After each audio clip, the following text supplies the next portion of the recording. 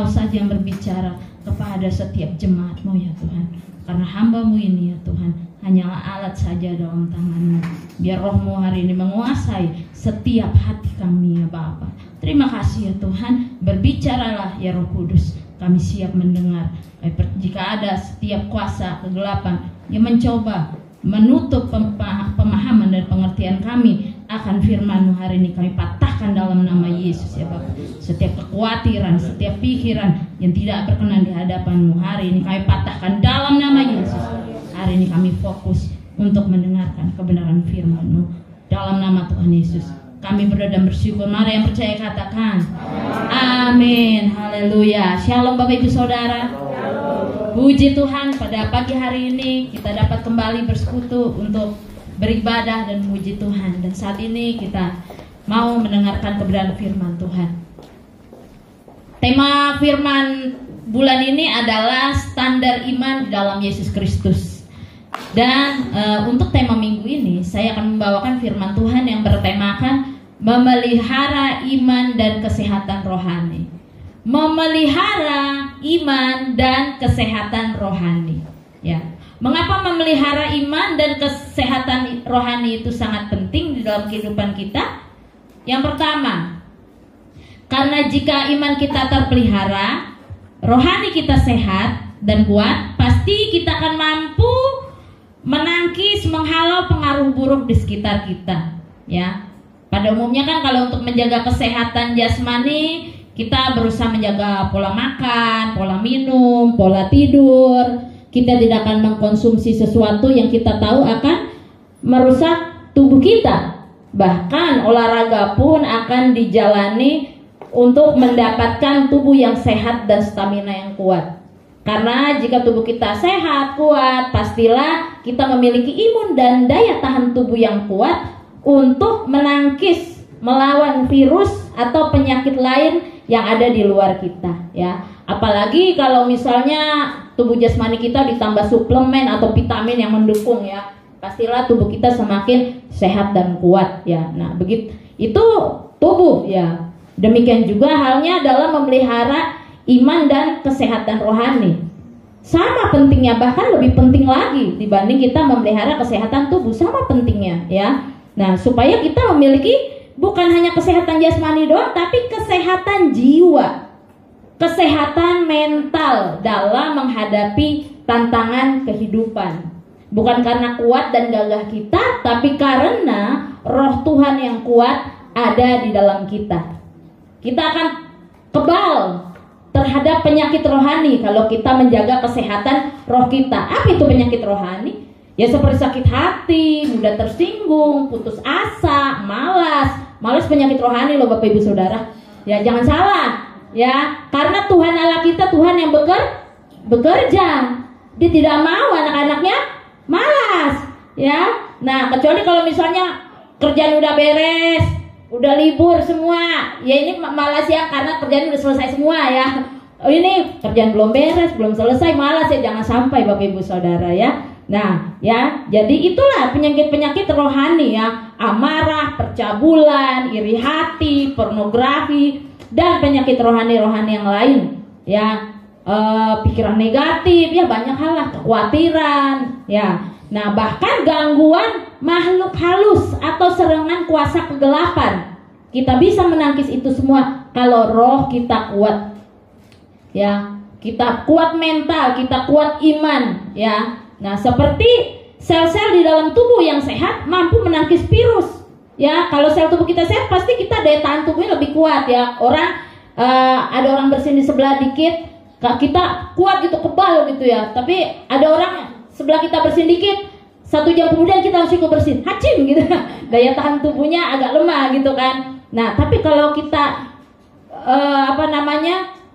punya tubuh yang sehat, ya, menangkis itu semua. Sama tubuh rohani kita kalau sehat, nggak akan mudah kita terpengaruh oleh pengaruh-pengaruh dunia ini yang menyesatkan, ya. Nasihat dunia ini yang menyesatkan, ya, ajaran-ajaran dunia ini yang menyesatkan, ya, tidak akan terpengaruh kita. Apalagi kalau misalnya ajaran dunia ini apa? Udah ambil jalan pintas aja nih, ke dukun sini, ke dukun ini, ke ini. Waduh, kalau kita imannya nggak kuat terpengaruh lah ya, Bapak Ibu Saudara ya. Nah, jangan sampai ya. Nah, itulah pentingnya manusia rohani kita ini sehat ya. Nah, alasan kedua, tadi kan yang pertama kalau iman kita terpelihara, kita pasti akan kuat menghadapi tantangan kehidupan. Ya, hal yang kedua adalah supaya hidup kita selalu berkemenangan. Ya, mau nggak dalam kehidupan kita Bapak Ibu Saudara selalu menang gitu? Mau ya? Mengalahkan apapun, ada tantangan menang, ada apa menang ya gitu. Pokoknya selalu berkemenangan. Nah, ini dia harus sehat rohnya. Kalau rohnya nggak sehat, dikit-dikit kalah, dikit-dikit menyerah ya. Kita bisa membaca di dalam 1 Yohanes 5 ayat 4 mengatakan, 1 Yohanes 5 ayat 4. Ya, saya akan bacakan, dikatakan demikian. Sebab semua yang lahir dari Allah mengalahkan dunia. Dan inilah kemenangan yang mengalahkan dunia. Apa itu? Iman kita. Iman kita. Jadi kita benar-benar harus memelihara iman supaya kita bisa mengalahkan segala sesuatu tantangan yang ada di dalam dunia ini. Jadi kunci untuk hidup berkemenangan adalah iman yang terpelihara. Contoh hidup yang berkemenangan, misalnya nih, kalau kita dikecewakan orang lain, kalau ajaran dunia yang mempengaruhi apa? Benci aja, kesel aja, sakit hati aja, ya dendam aja, kan begitu ya. Nah, tapi kalau orang yang berkemenangan, dia akan memilih untuk mengampuni. Menang dia dari rasa sakit hatinya, menang dia dari rasa kecewanya. Nah, itu orang yang berkemenangan.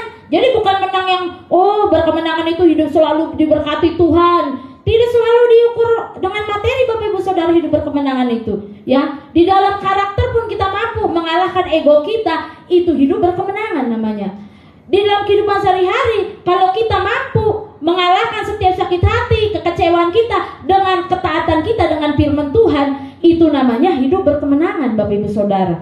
Kita dapat melatih karakter kita dengan kuat, itu namanya hidup berkemenangan. Ya, kenapa? Karena rohnya kuat Bapak Ibu Saudara. Ya, ketika tantangan hidup melanda, hidup terasa sulit, respon dunia apa? Kecewa aja sama Tuhan, tinggalin Tuhan aja, ngapain sih ibadah rajin-rajin? Ya, toh hidupnya susah terus, kan begitu ya kalau tantangan dunia. Tapi kalau orang berkemenangan, tetap setia apapun yang terjadi. Ya, mau sampai mati pun saya tetap ikut Yesus, sesulit apapun hidup saya tetap ikut Yesus. Ya, seolah-olah di mata manusia Anda orang yang kalah karena Anda hidupnya susah. Tapi secara kerohanian kita hidup berkemenangan Bapak Ibu Saudara. Karena di tengah kesulitan hidup kita selalu setia sama Tuhan. Tapi percayalah, nggak pernah kok kalau kita orang setia sama Tuhan, Tuhan biarkan meminta-minta, kan begitu dibilang.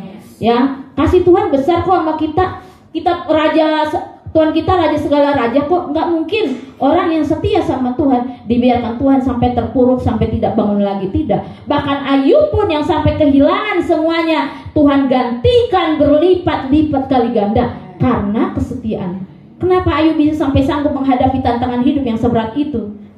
Karena rohnya kuat Bapak Ibu Saudara.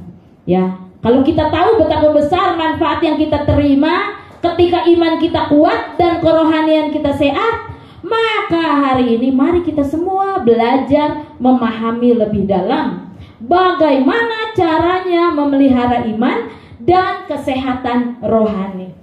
Mari kita simak sama-sama Bapak Ibu Saudara. Yang pertama, bagaimana caranya memelihara iman dan kesehatan rohani.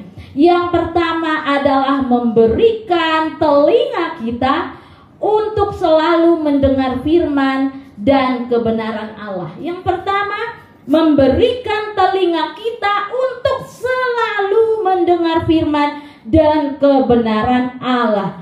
Peka akan suara Tuhan. Kita buka di dalam Roma 10 ayat 17. Roma 10 ayat 17. Mari kita baca sama-sama Bapak Ibu Saudara. 1, 2, 3. Jadi iman timbul dari pendengaran, dan pendengaran oleh firman Kristus. Jadi iman timbul oleh pendengaran dan pendengaran oleh firman Kristus. Ya, iman kita bisa kuat kalau kita selalu mendengar firman Tuhan. Ya, apa yang kita dengar sangat mempengaruhi pola pikir kita dan cara kita menghadapi segala hal dalam hidup ini.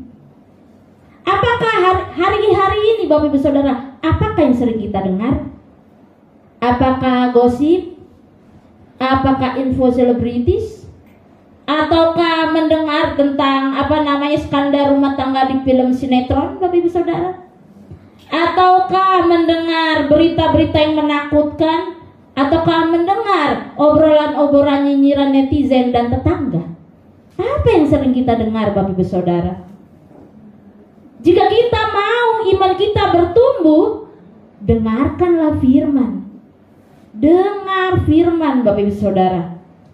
Ketika kita membaca Alkitab, bacalah dengan suara yang bisa didengar oleh telinga kita.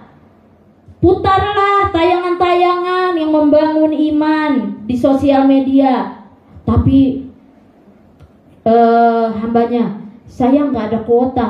Kata siapa nggak ada kuota? Muter lagu bisa, lagu yang ini lagi, lagu yang galau lagi misalnya. Atau putar Instagram, lihat status selebritis bisa. Masa sih dengar firman Tuhan gak bisa diputar? Ya kan begitu ya Bapak Ibu Saudara ya. Nah ya, jadi penting ya kita dengarkan renungan, khotbah, lagu-lagu rohani, nasihat-nasihat hamba Tuhan yang membina dan membimbing kita dalam kebenaran firman Tuhan. Itu yang kita dengar. Bukannya dengaran omongan negatif orang tentang kita, akhirnya sakit hati. Itu aja. Kalau paling tajam telinganya kalau dengerin orang yang jelekin kita. Apa nih, ngomong apa nih, jelekin gua nggak nih, jelekan gua nih, awas lu jelekin gua lu, awas lu. Nah, buat apa hobinya dengerin begitu, Bapak Ibu Saudara?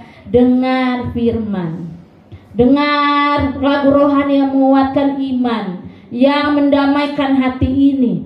Ya, bukan tentang, waduh, apa nih berita? Waduh, selebritis cerai, widih, gitu ya misalnya. Viral. Waduh, ini lagu ini lagi viral nih. Waduh, tiap hari yang dengar bukan firman Tuhan, TikTok, belajar gerakannya. Ya begini ya, Bapak Ibu Saudara. Ya jangan sampai ya Bapak Ibu Saudara, boleh seperti itu, tapi ingat, yang paling utama kita dengar adalah firman Tuhan. Kenapa? Karena firman Tuhan itu membersihkan hidup kita. Di dalam Yakobus 1 ayat 21.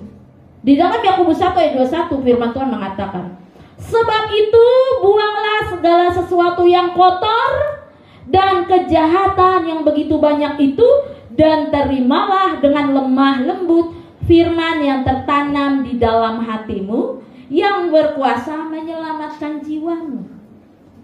Jadi segala yang kotor, segala yang negatif, apapun itu yang membuat kita sakit, membuat kita apa, buang, jangan disimpan Bapak Ibu Saudara, itu semua sampah. Yang dimasukin di dalam hati bukan omongan orang, yang dimasukin di dalam hati bukan hal-hal yang enggak penting, gosip sana sini, bukannya skandal orang kita simpan dalam hati Bapak Ibu Saudara.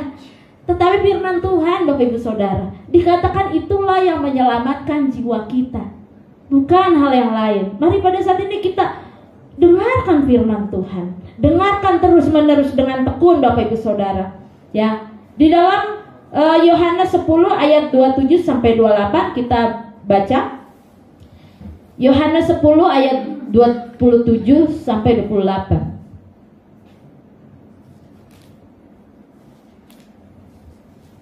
Kita baca bersama-sama. Domba-dombaku mendengarkan suaraku, dan aku mengenal mereka, dan mereka mengikut aku, dan aku memberikan hidup yang kekal kepada mereka, dan mereka pasti tidak akan binasa sampai selama-lamanya, dan seorang pun tidak akan merebut mereka dari tanganku. Hubungan kita dengan Tuhan ini Bapak Ibu Saudara seperti hubungan kita dengan hubungan gembala dengan dombanya. Kita harus benar-benar sadar dan tahu siapa gembala kita. Karena ketika kita sadar siapa gembala kita, kita tidak akan pengaruh dengan suara-suara sumbang yang lain Bapak Ibu Saudara. Ya, ada seseorang bernama Judith Fine. Ya, Judith Fine ini ingin mengadakan penelitian gimana sih cara gembala, hubungan antara gembala dengan domba-dombanya itu ya. Suatu hari dia mengadakan penelitian tentang gembala ke Israel gitu. Suatu hari di Israel, Judith ini menjumpai ada 3 gembala dari arah yang berbeda dengan gerombolan dombanya itu bertemu di satu titik. Ya, bertemu di satu titik. Habis itu mereka ngobrol-ngobrol gitu kembali nih. Domba-dombanya yang ngumpul juga dong, berbaur jadi satu. Kalau dipikir gimana nih caranya nih dombanya berbaur? Aduh, ini domba siapa? Ini domba siapa ya gitu kan? Tetapi hal yang mencengangkan adalah ketika diteliti oleh dia, ketika udah gembalanya berpisah, gembalanya tinggal bersuara aja manggil dombanya masing-masing. Dan domba-domba itu yang berkumpul menjadi satu kawanan besar, tiba-tiba terpecah sendiri lagi jadi 3 ngikutin suara gembalanya. Nah ini kita akan tayangkan ya di medianya, bagaimana betapa domba-domba itu ya memang harus benar-benar yang didengarin cuma gembalanya doang gitu, jangan dengerin yang lain kan begitu ya. Nah silakan diputar.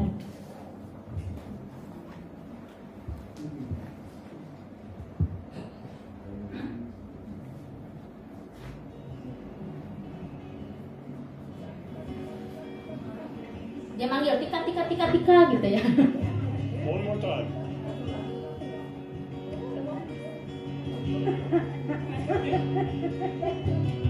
Dicuekin sama dombanya ya. Ada lagi yang manggil.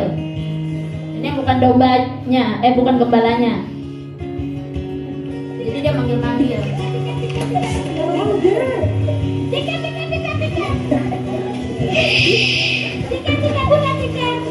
Cuek aja domba yang bodo amat lah, gak kenal gitu.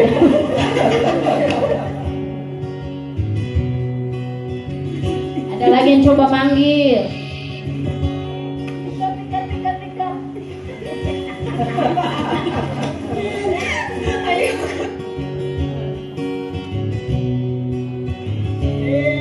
Nah, ini gembalanya yang asli, apa yang terjadi?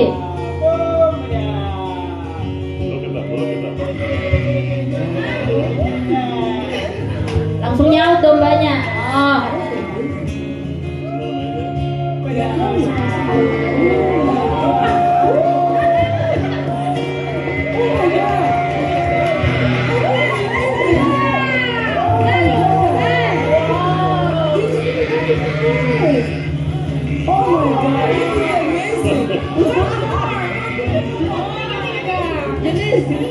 Just scared them. Yeah, you just made them go away. Ya, itulah ya. Was that cool or what? Yeah. You will never have the same again. Dan domba-dombaku mengenal aku. Ya.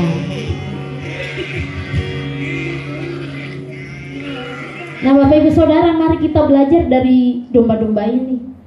Kalau ada suara-suara yang di luar firman Tuhan gitu, abaikan gitu loh. Kalau suara-suara itu yang negatif, yang tidak baik, abaikan gitu loh. Seperti domba ini, cuek aja. Ya, asik aja dia makan di dalam pemeliharaan dombanya gitu. Tetapi ketika gembala yang manggil langsung nyaut dia, datang itu juga kita. Harus cepat mendengar kalau firman Tuhan, Bapak Ibu Saudara. Tapi lambatlah mendengar sesuatu yang negatif itu, lambatlah mendengar Bapak Ibu Saudara. Kenapa banyak orang sakit hati? Kebanyakan sakit hati, cepat mendengar yang negatif Bapak Ibu Saudara. Bukan firman Tuhan yang dengar ya. Sakit hati, kecewa, apalah, omongan negatif semuanya disimpan di dalam hati. Ya, jangan sampai Bapak Ibu Saudara ya. Itu juga menyebabkan jiwa kita menjadi sakit ya, roh kita menjadi lemah gitu. Dengarkanlah segala sesuatu yang menguatkan iman dan roh kita. Ya, segala sesuatu yang membangun iman. Ya, itu yang pertama ya. Hal yang kedua, bagaimana cara memelihara kesehatan rohani kita, memelihara iman kita. Yang kedua adalah tadi mendengar ya, selalu mendengar. Ini ada next levelnya nih Bapak Ibu Saudara. Apa itu? Menjadi pelaku firman. Tadi kan mendengar ya. Yang next levelnya adalah menjadi pelaku firman ya. Nah, saya akan membacakan di dalam Yakobus 1 ayat 22 sampai 25. Yakobus 1 ayat 22 sampai 25. Demikian firman Tuhan. Tetapi hendaklah kamu menjadi pelaku firman dan bukan hanya pendengar saja, Sebab jika tidak demikian, kamu menipu diri sendiri. Sebab jika seorang hanya mendengar firman saja dan tidak melakukannya, ia adalah seumpama seorang yang sedang mengamat-ngamati mukanya yang sebenarnya di depan cermin. Baru saja dia memandang dirinya, dia sudah pergi atau dia segera lupa bagaimana rupanya. Tetapi barang siapa meneliti hukum yang sempurna, yaitu hukum yang memerdekakan orang, dan ia bertekun di dalamnya, jadi bukan hanya mendengar untuk melupakannya, tetapi sungguh-sungguh melakukannya, ia akan berbahagia oleh perbuatannya. Mari kita ulang sama-sama Bapak Ibu Saudara. Ia akan berbahagia oleh perbuatannya. Nah ini Bapak Ibu Saudara, kunci kebahagiaan adalah menjadi pelaku firman. Banyak orang mau bahagia tetapi nggak mau melakukan firman, maunya ikut kemauannya sendiri. Bahkan Tuhan pun dipaksa untuk menjawab doa yang sesuai yang dia mau. Kalau nggak dijawab Tuhan, kecewa, ninggalin Tuhan. Bagaimana mau bahagia Bapak Ibu Saudara? Ya, orang yang berbahagia adalah orang yang menjadi pelaku firman. Suami istri bertengkar karena punya mau masing-masing, saling menuntut. Ya, tapi kalau keduanya ikut apa maunya Tuhan, disitulah kunci kebahagiaan rumah tangga Bapak Ibu Saudara.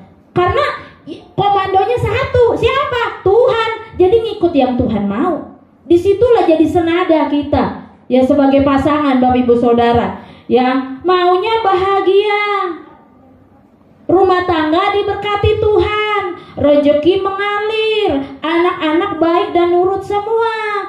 Tapi di rumah nggak pernah ada persekutuan keluarga, nggak berusaha untuk bangun masbah keluarga, anak-anak nggak pernah dididik untuk taat firman. Jangankan taat firman, ke sekolah minggu yang nggak pernah diajak, misalnya Bapak Ibu Saudara. Yang nggak mungkin tercapai keinginan kita Bapak Ibu Saudara.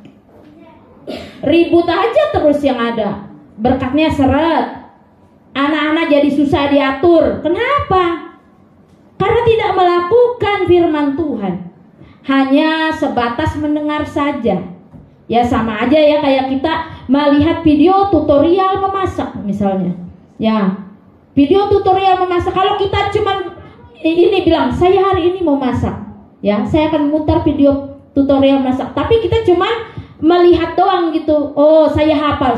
Jadi nggak makanannya. Misalnya, Papa makan apa Pak? Mau makan? Oh, saya mau makan ini. Oh, saya hafal tutorialnya. Jadilah. Nggak mungkin kan Bapak Ibu Saudara ya, hafal tutorial jadi makanan. Pastilah kita harus apa? Ambil alat masaknya, ikutin bahan yang sesuai yang diarahkan oleh yang membuat yang memimpin masak-masaknya. Kan begitu Bapak Ibu Saudara. Kita lakukan, kita masak, ikutin sesuai resep, barulah jadi makanan yang enak. Sama juga Bapak Ibu Saudara dengan firman Tuhan. Kalau firman Tuhan cuma sekedar tutorial doang Bapak Ibu Saudara, hidup kita nggak jadi Bapak Ibu Saudara. Kita harus lakukan, ikutin instruksinya, ambil apa yang dibutuhkan, lakukan, kerjakan. Maka hidup kita boleh menjadi sesuatu yang nikmat seperti masakan yang bisa dinikmati oleh semua orang. Amin Bapak Ibu Saudara. Haleluya Bapak Ibu Saudara. Nah, jadi marilah kita menjadi pelaku firman. Di dalam 2 Timotius 1 ayat 13 dikatakan, peganglah segala sesuatu yang telah engkau dengar daripadaku. Udah didengar, pegang sebagai contoh ajaran yang sehat. Bukan aja dengar ini ya, lanjut. Dan lakukanlah itu dalam iman dan kasih dalam Yesus Kristus.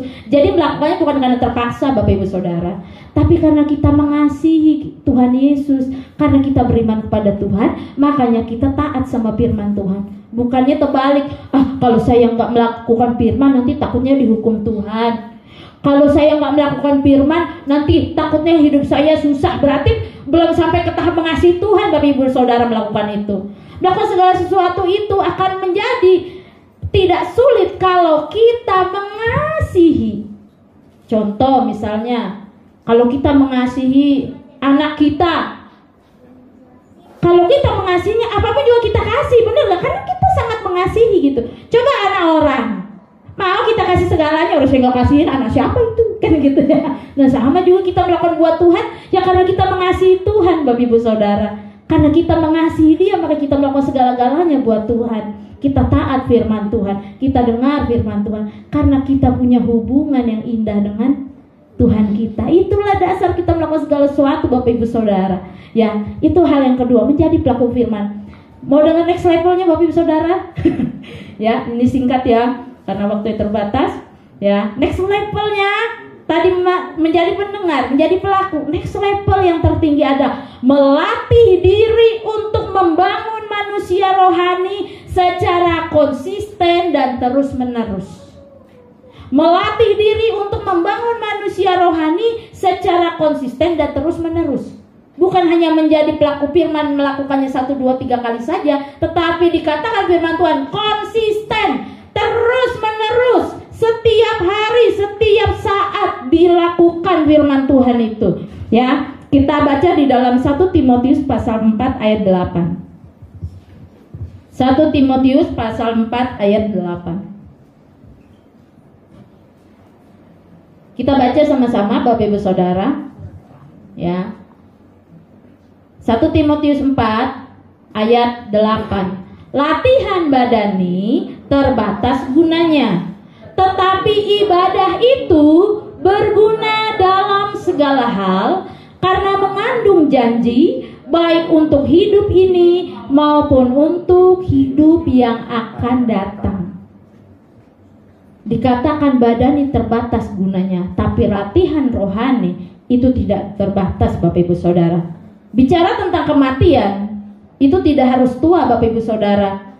Tidak harus sakit dulu, ya. Ya kalau sudah waktunya meninggal, Tuhan panggil ya meninggal aja.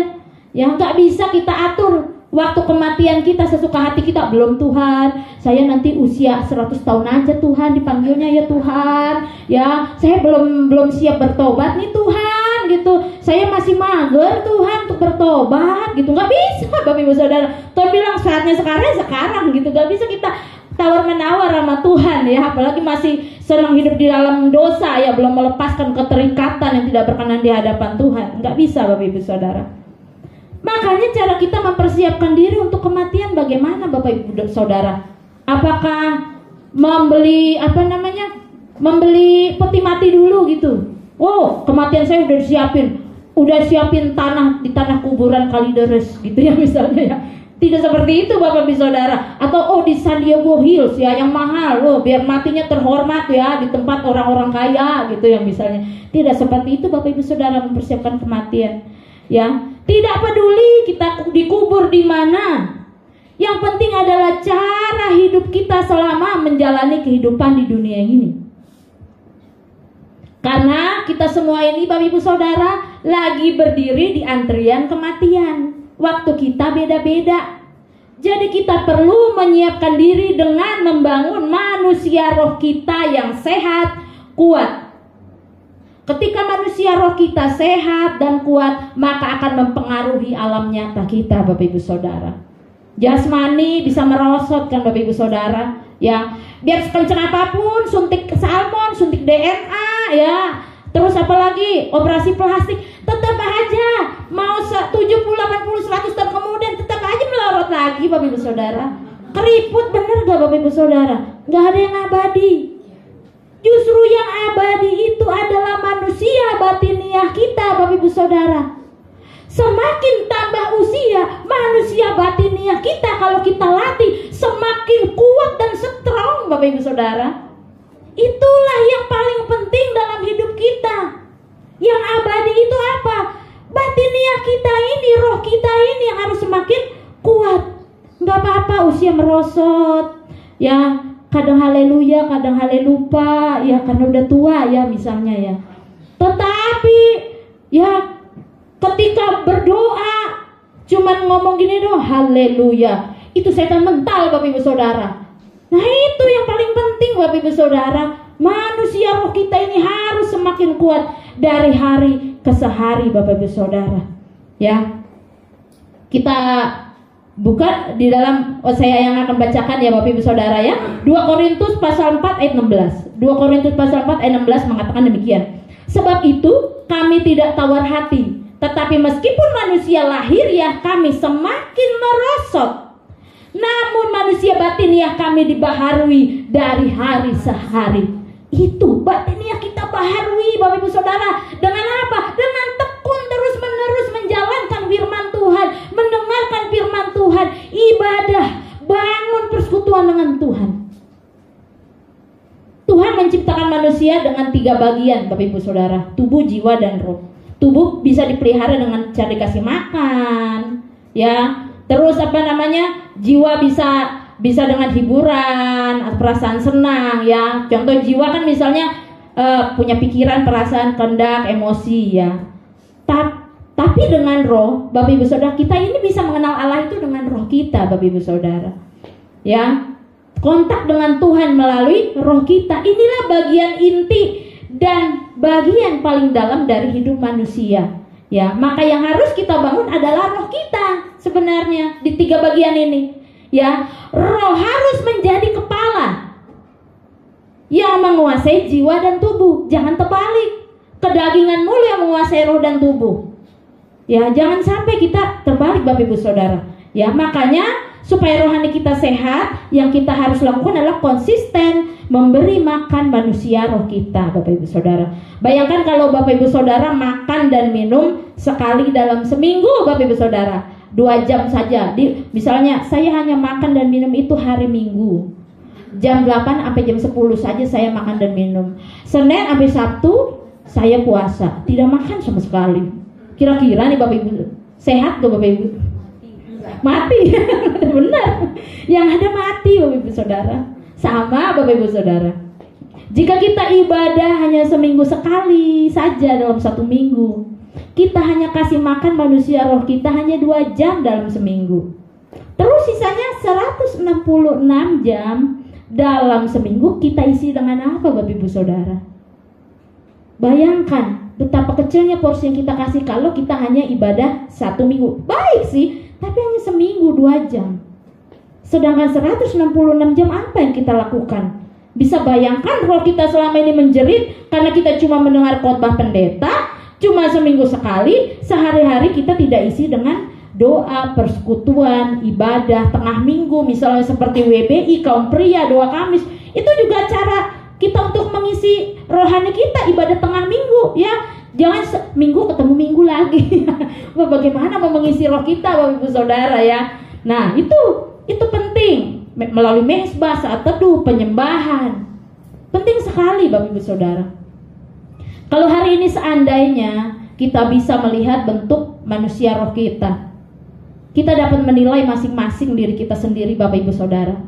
Apakah saat ini manusia rohani kita besar dan kuatkah? Pas-pasankah?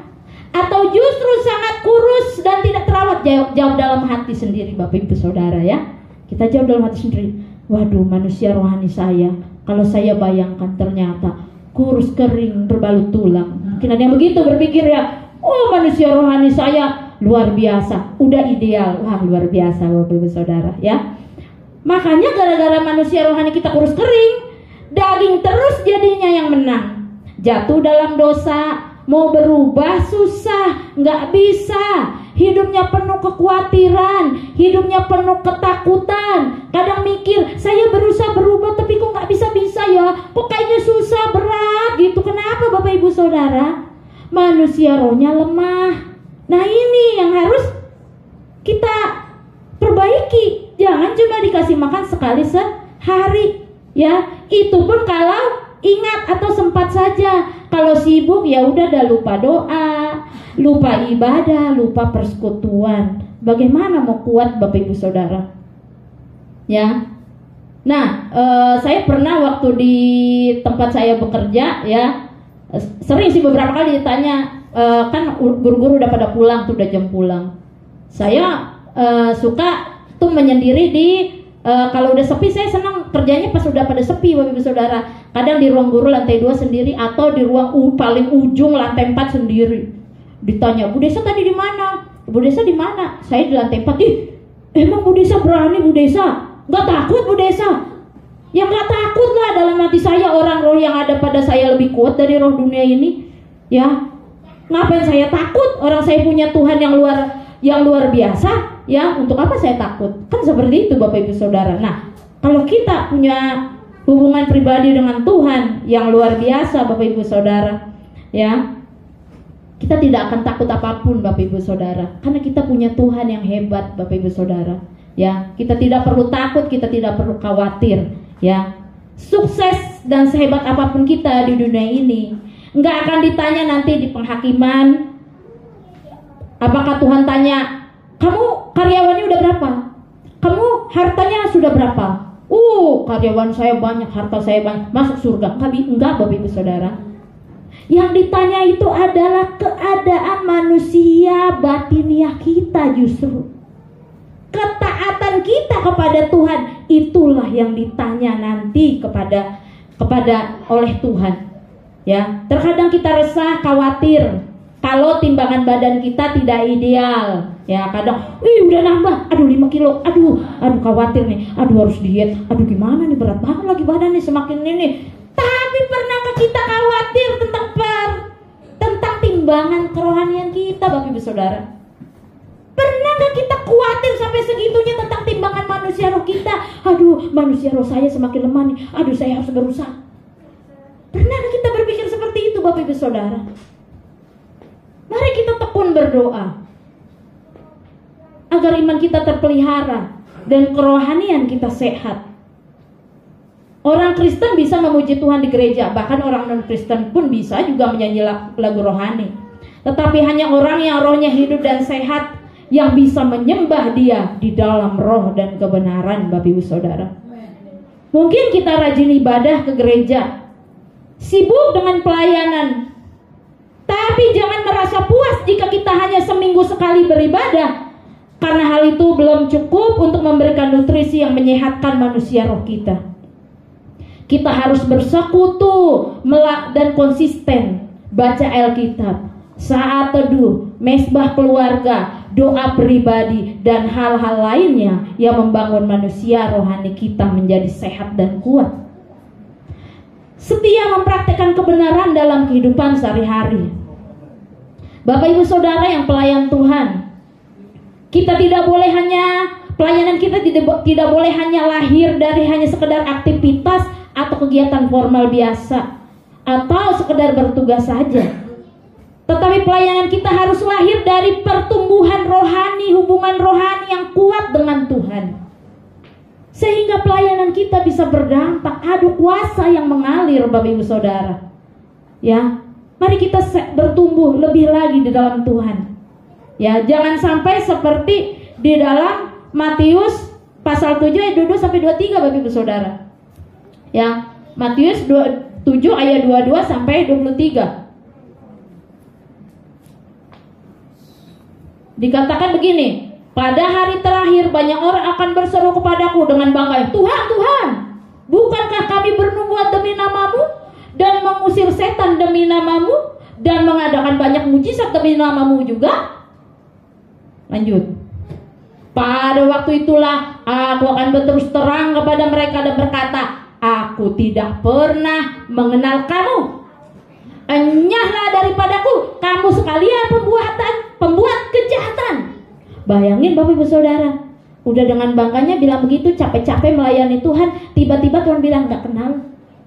Jangan sampai Bapak Ibu kita udah capek-capek melayani Tuhan, tiap minggu datang terus, nggak minggu aja, Senin sampai Minggu datang terus ya, misalnya pelayanan. Tapi Tuhan bilang gak kenal.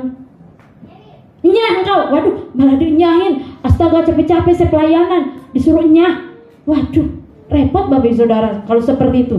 Jangan sampai hidup kita seperti itu. Ya, maka kita harus bangun hubungan dengan Tuhan lebih dalam lagi. Ya, jangan sampai di luar, di dalam gereja haleluya, ya, tapi di luar halelupa. Ya, di dalam tobat, di luar gereja kumat. Jangan sampai Bapak Ibu Saudara. Ya, yang pelayan Tuhan seperti ini nih, yang model apa nih yang ditolak Tuhan? Terlihat di gereja kudus luar biasa, getarannya mantap ya. Tapi di rumah tangga bertengkar terus, anaknya nggak diurus, perselisihan aja, sama orang nggak pernah akur. Ya ini nih bagaimana kita mau dekat dengan Tuhan, diterima oleh Tuhan. Makanya Tuhan bilang, saya nggak kenal kamu. Kenapa? Jarang bersekutu dengan Tuhan. Mari ya kita hidupkan manusia roh kita, karena firman Tuhan mengatakan manusia hidup bukan dari roti saja, tetapi dari firman yang keluar dari mulut Allah. Jadi firman Tuhan adalah makanan rohani yang harus kita nikmati setiap saat, Bapak Ibu Saudara, bukan hanya seminggu sekali.